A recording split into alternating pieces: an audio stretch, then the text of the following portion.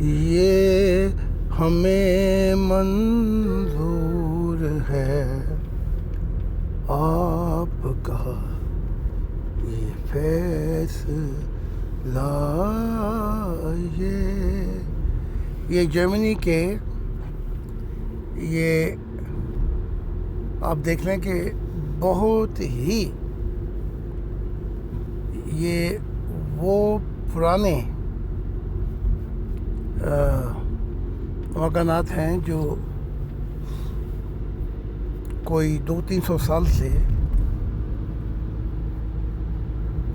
یہ ایسے ہی ہیں، لیکن یہاں بھی دیکھیں کتنی ہر چیز یہاں پہ ہے۔ یہیں پہ گورنمنٹ انڈسٹری بھی لے آئی، یہیں پہ گورنمنٹ سب کچھ لے آئی تاکہ جو چھوٹے چھوٹے گاؤں ہیں ان کو بھی شہروں میں نہ جانا پڑے۔ پوری انڈسٹریز چھوٹے چھوٹے گاؤں میں پھیلا دی، اور خوشحالی کا یہ ہے کہ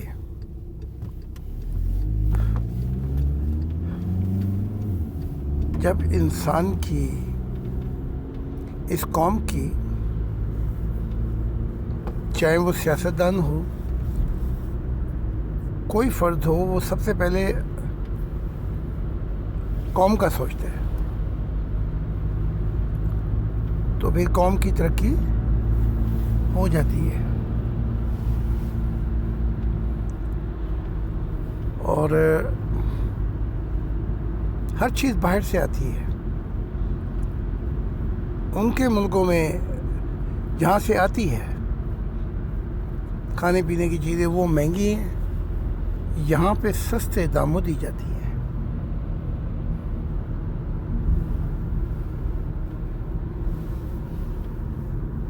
اسے کہا جاتا ہے کہ جب ایک خاندان اپنی محبت کو بڑھا کر سوسائٹی سے بھی وہی محبت کرتا ہے جو کرنی چاہیے خاندان سے، تو پھر اس سوسائٹی کی بھی ترقی ہو جاتی ہے۔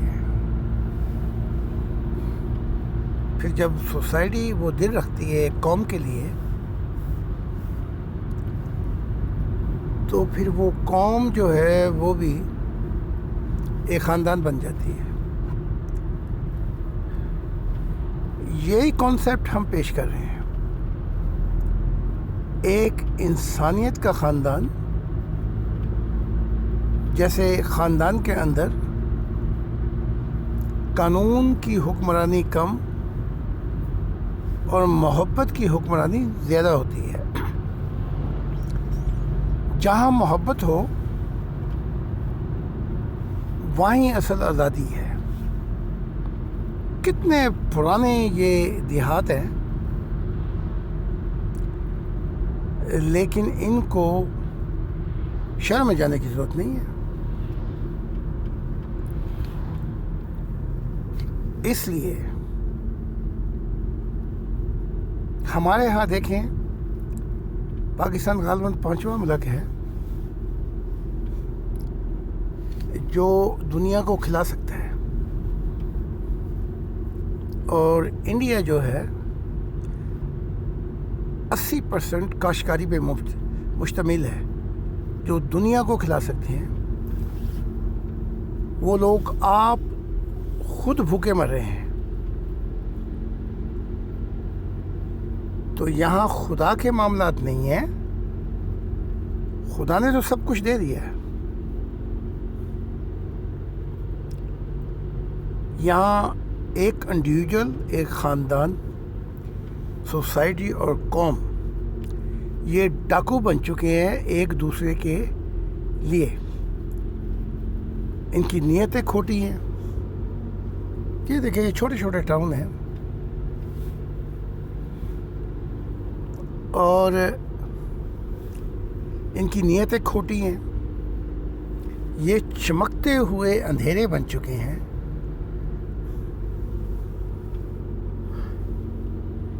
جس سے ہر گاؤں میں کیمرے ہیں اور حفاظت کے انتظامات ہیں. کرائم یہاں نہیں ہوتے اور بہت کم. ہمارے ملکوں میں انڈیویجول بھی دھوکے باز ہے. خاندان جو ہے وہ بھی اپنی جگہ پہ دھوکے بازی پہ مشتمل ہے. سوسائٹی جہاں جہاں جس کا کوئی بس چل رہا ہے وہ سب دھوکے بازی پر پاکستان کو لوٹ رہے ہیں. جس کی لاٹھی اس کی بھینس. گائے ایک ہے اور لوٹنے والی لاٹھیاں کروڑوں ہیں. اور یہ زمین جو ہے سسکتی ہے ایسے لوگوں کو دیکھنے کے لیے جو اس کی دنیا بدل رہے ہیں, انقلاب لے کے آئے. پاکستان جو اندر کے جو لوگ ہیں وہ تو ہیں چور اور ڈاکو. ان کی سیاست بھی, ان کے ہر محکمے کے لوگ ڈاکو ہیں اس قوم کے لیے. یہ زمین ترستی ہے کہ ایسے لوگ آئیں جو نجات دلوائیں. تو میں ابھی لیکچر کے لیے جا رہا تھا تو میں نے کہا میں آپ کو تھوڑا سا سما پیش کروں کہ جب ایک شخص خاندان کے لیے جیتا ہے اور خاندان خدا کی محبت میں سوسائٹی کو اپنا خاندان بنا لیتا ہے اور سروس دیتا ہے. ابھی تک کنسیپٹ تھا خدا سے محبت کرو باقی جو چاہو نہیں, خدا کی فرمانبرداری کرو. ہیں یہ بڑے نافرمان لیکن جو چاہو پھر تم کرو اور پھر ڈیگے چڑھا کے منتے چڑھا کے اپنی شفاعت کراؤ. اب جو تعلیمات آئی ہیں خدا کی طرف سے, خدا سے محبت سے مراد دیکھی جائے گی آخرت میں کہ جو محبت خدا سے کی تھی کیا اس نے انسانیت سے کی. جیسے وہ ایک صوفی کا حساب کتاب ہوا, کتابیں بھی بڑی لکھی, فرشتوں نے بہت سے تعریف کی, تقوی گزار بھی تھا,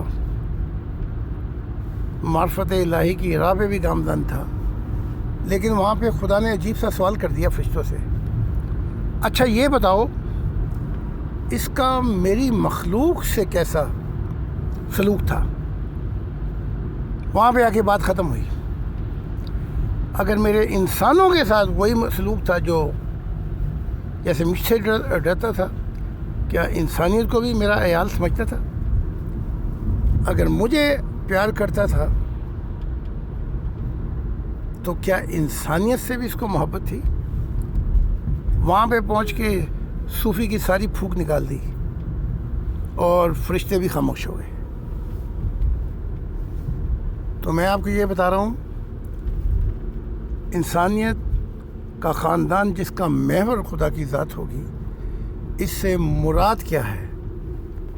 So thank you so much. This was a little bit guidance and same time to show you small towns who are very backward. But when they all living as a honest life without corruption, how much changing take place. Okay, take care. And we are coming now on this point جہاں پہ یہ lecture شروع ہو جائے گا. خدا حافظ.